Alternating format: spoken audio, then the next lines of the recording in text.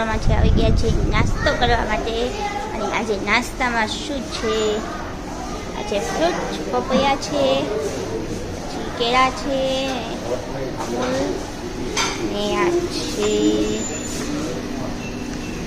જામ.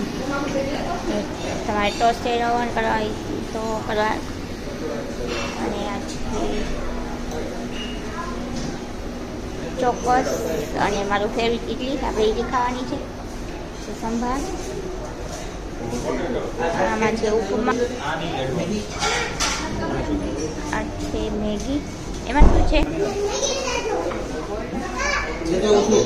આલુ પરાઠા. વાહ,